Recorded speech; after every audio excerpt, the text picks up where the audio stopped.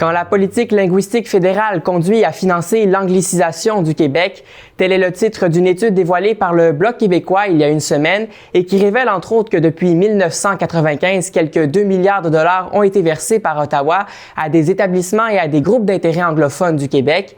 Le député bloquiste de Mirabel, Jean-Denis Garon, est avec nous pour en parler. Monsieur Garon, bonsoir. Bonsoir.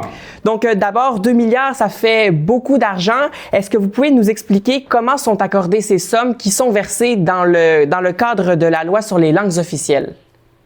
En fait, la loi sur les langues officielles, c'est, ici, pour le gouvernement fédéral, c'est un outil idéologique.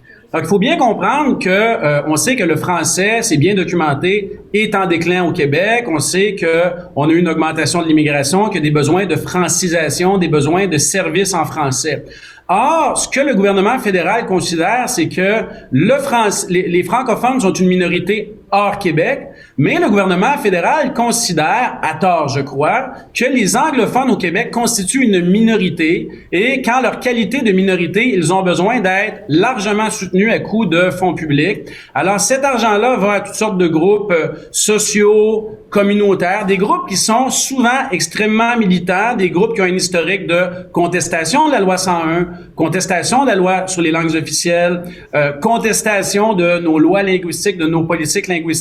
Et ces organismes-là, sont bien financés par le gouvernement fédéral. Et vous l'avez dit, depuis 1995, c'est un montant de 2 milliards. Et vous savez, il y a eu de l'inflation. 2 milliards, depuis 95, c'est plus que 2 milliards en dollars d'aujourd'hui. C'est beaucoup d'argent. Mais ce qui est encore pire, je vous dirais, c'est que ça s'accélère. C'est qu'Ottawa met le pied sur l'accélérateur pour la promotion et le financement de l'anglais au Québec et qu'on aura un autre 800 millions investis ou dépensés, devrais-je dire, à Ottawa pour l'anglais d'ici les 5 prochaines années. Et c'est extrêmement inquiétant dans un contexte où on a un besoin accru de francisation et de promotion du français au Québec. Ce sont pas des chiffres qui ont été contestés, mais là où est-ce qu'il y a mésentente, c'est sur la légitimité de l'exercice. Vous dites que on devrait plutôt investir cet argent dans la protection et la promotion de la langue française au Québec. Ben écoutez, là, c'est pas des chiffres qui ont été contestés parce que ce sont des chiffres qui sont vrais. À un moment donné, on peut bien faire de la politique comme on veut. 1 plus 1, ça égale 2. Alors, le 2 milliards qui a été dépensé à Ottawa pour la promotion de l'anglais, il n'est pas contesté parce qu'il est vrai, ce sont des chiffres qui sont vérifiés, qui proviennent d'états financiers vérifiés par le vérificateur général ici à Ottawa. Alors, ce que certaines personnes vont vous dire, c'est pas tant d'argent que ça, parce que si on divise par le nombre d'années depuis 1995, c'est pas tant d'argent que ça.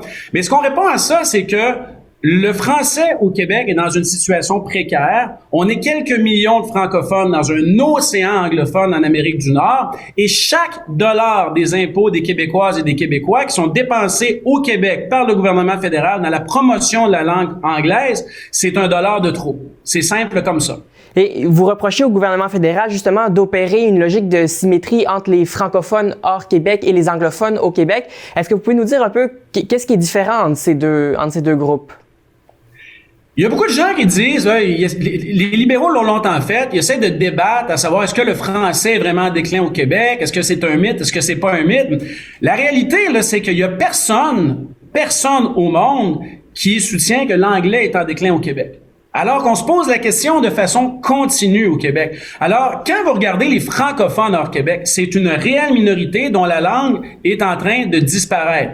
Les statistiques le démontrent et les faits le démontrent. Il s'agit de bien connaître l'Ontario français, par exemple, le Manitoba français, d'y être allé depuis 15 à 20 ans. Moi, j'ai étudié en Ontario. C'est une situation que je connais bien pour le voir, pour le constater. Alors que au Québec, la situation de l'anglais, ce n'est pas une situation minoritaire. Ce sont par ailleurs, si c'est une minorité, c'est la minorité la mieux traitée, la mieux financée, à peu près, si on compare dans tous les pays de la planète, avec un système universitaire, un système d'hôpitaux, un système de commissions scolaires. Ce sont des communautés qui sont protégées et ces communautés-là n'ont pas besoin de fonds additionnels, payés à même les fonds publics, pour promouvoir l'intégration, notamment des nouveaux arrivants à l'anglais, alors qu'on a besoin de CPE en français, de classes d'intégration. On a besoin d'intégrer tous les nouveaux arrivants au Québec Québec à la langue française. Pourquoi? Pour que ces gens-là vivent en égalité avec la communauté du Québec et puissent s'intégrer en milieu de travail,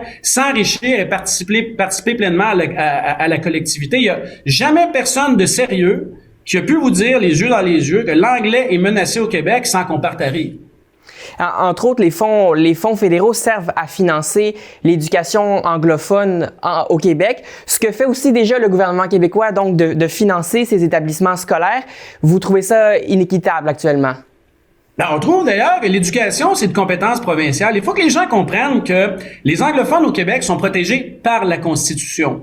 Leurs commissions scolaires sont protégées par la Constitution et, à preuve, lorsqu'on a aboli les commissions scolaires pour en faire au Québec des centres de services scolaires, les commissions scolaires anglophones ont été protégées par la Constitution et c'est de compétence provinciale parce qu'il existe au Québec une communauté historique anglophone dont les droits sont protégés, mais l'argent du gouvernement fédéral ne sert aucunement à maintenir les droits de la communauté historique anglophone. Ce sont des gens qu'on apprécie, qui participent à la vie québécoise, des gens que l'on côtoie, mais cet argent-là va à promouvoir l'anglais, la croissance de l'anglais et à promouvoir l'intégration des nouveaux arrivants au Québec, au système anglophone. Et c'est ça l'objectif à peine caché du gouvernement fédéral et c'est à ça qu'on s'oppose. Il faut que le gouvernement fédéral se mêle de ses affaires et si le fédéral a de l'argent en trop, mais qu'il le verse en transfert au Québec, notamment en transfert en santé et en transfert en francisation, là où les besoins sont réels. Maintenant, en quelques secondes là, pour terminer, maintenant que l'étude elle est publique, qu'est-ce que vous souhaitez au Bloc québécois? Ben d'abord, on souhaite que le gouvernement fédéral se rende aux faits et qu'on arrête de faire de l'idéologie avec l'avenir de la langue française au Québec. Les 2 milliards depuis 1995, c'est un constat, c'est un triste constat, mais comme je vous l'ai dit, d'ici 5 ans seulement, le gouvernement entend dépenser un autre 800 millions dans l'anglais au Québec.